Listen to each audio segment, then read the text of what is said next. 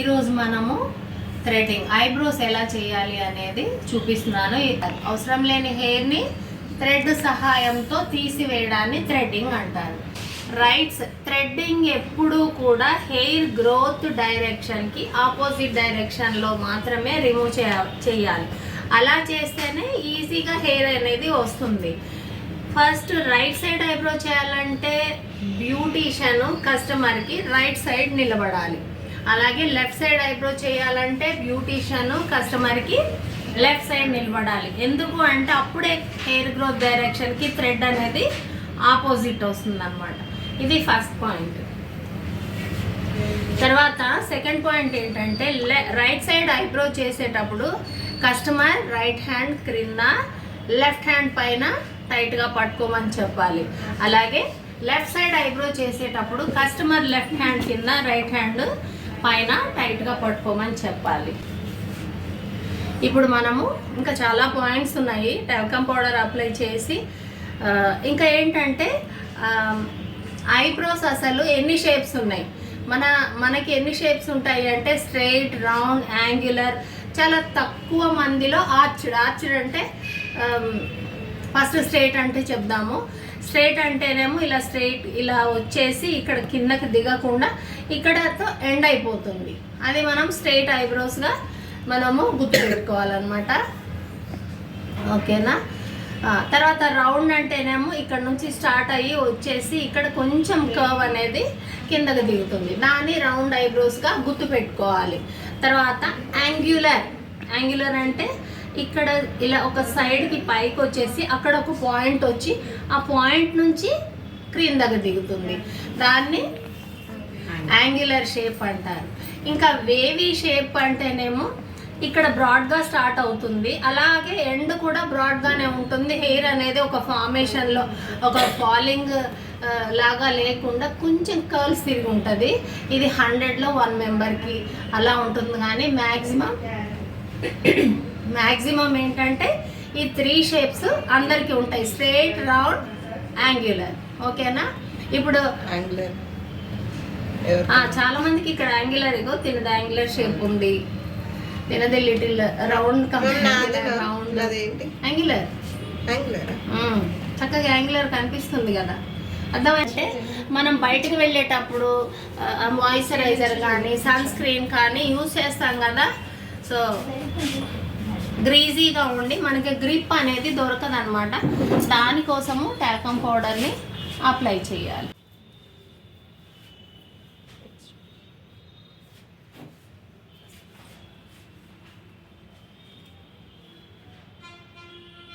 ఇలా డిస్టర్బ్ చేసుకుంటూ రావాలి మనకు కావాల్సిన హెయిర్కి వచ్చేసి.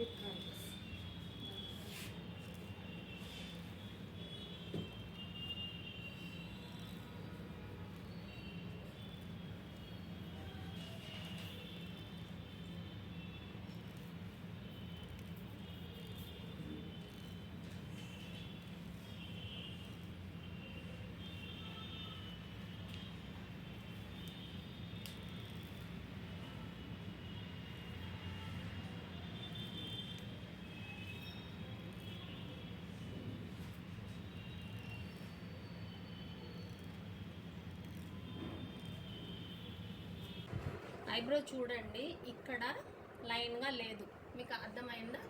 అంటే 1 or 2 హెయిర్స్ ఉన్నాయి.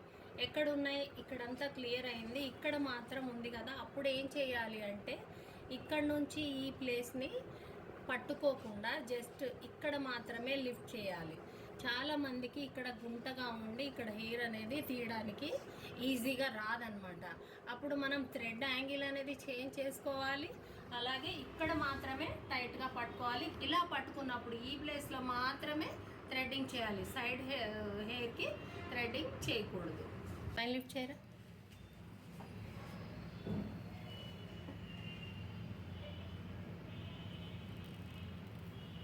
క్లియర్. అలా ఓకే, వదిలేసి. ఇప్పుడు ఇంకా పైన మనకి ఇక్కడ బోన్ సపోర్ట్ ఉంటుంది కాబట్టి పట్టుకునే అవసరం లేదు. దీనికి ఏ షేప్ ఉంది, ఇలా షేప్ వచ్చింది కదా, పైన కూడా మనం ఇలా షేపే తీసుకోవాలి. పైన ఎక్కువ హెయిర్ అనేది మనము రిమూవ్ చేయకూడదు. ఎక్కువ పైన హెయిర్ రిమూవ్ చేయడం వలన ఐబ్రో అనేది కిందకి పడిపోయినట్లు మనకి కనిపిస్తుంది అనమాట. అందుకని ఎప్పుడైనా ఎక్స్ట్రా హెయిర్ అనేది ఎక్కువ క్రింద, ఐబ్రో క్రింద ఎక్కువగా షేప్ అనేది తెచ్చుకోవాలి.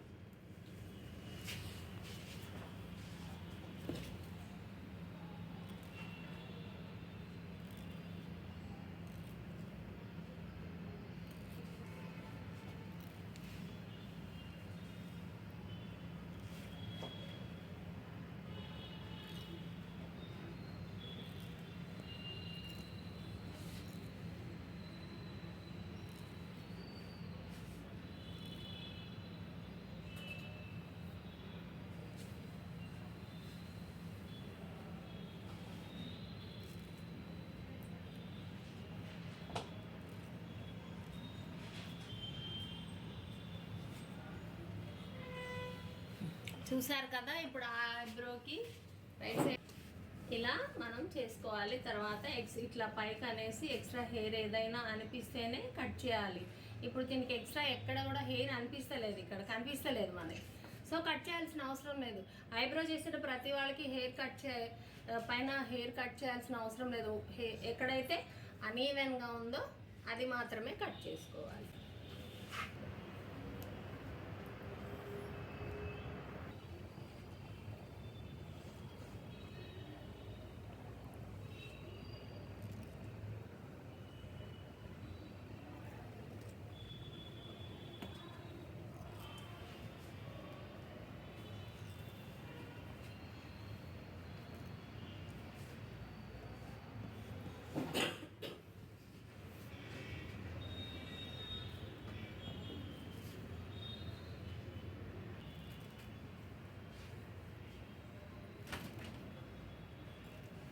చూడండి, లెఫ్ట్ హ్యాండ్ చూడండి, నా ఐస్ చూడండి.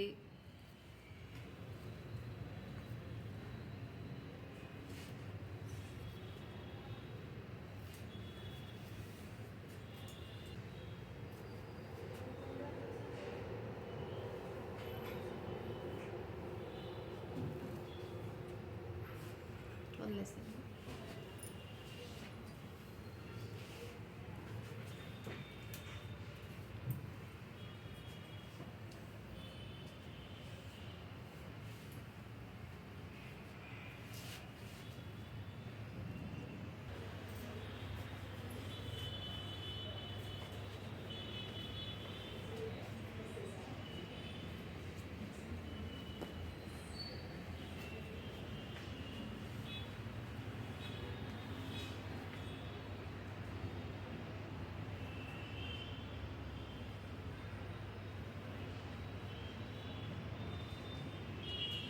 మిడిల్లో హెయిర్ ఉంది కదా, ఈ మిడిల్లో హెయిర్ ఎలా తీసుకోవాలి, యాంగిల్స్ మనం ఎలా పెట్టుకోవాలి అనేది చూడండి.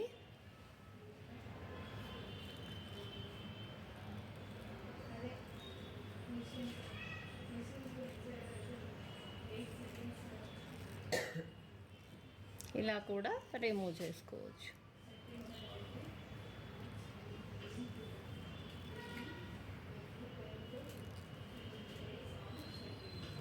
ఓకే, వెళ్ళిపోయింది కదా.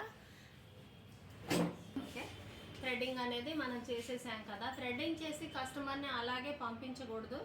ఎక్స్ట్రా హెయిర్ ఏదైనా ఉంటే కట్ చేసిన తర్వాత నేను జెల్ తీసుకున్నాను. మనం హ్యాండ్స్తో మసాజ్ చేయొచ్చు. మనకి ఎక్కువ టైం లేదు అంటే మనం ఎక్కువ హెయిర్, లోయర్ ఐబ్రో అనేది ఎక్కువ హెయిర్ అనేది రిమూవ్ చేసాం కాబట్టి ఇట్లా కొంచెం అలా జెల్ అప్లై చేయడం వల్ల వాళ్ళకి కూల్గా అనిపిస్తుంది అనమాట. అప్పటి వరకు కొంచెం బర్న్ అయిన ఫీలింగ్ ఉంటుంది కదా.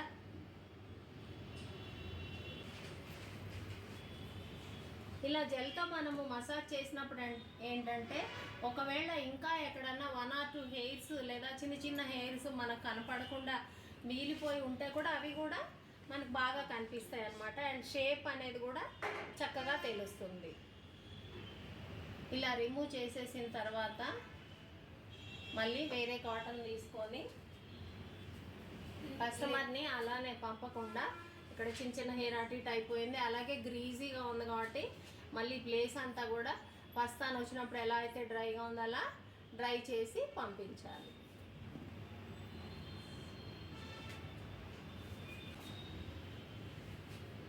ఓకేనా?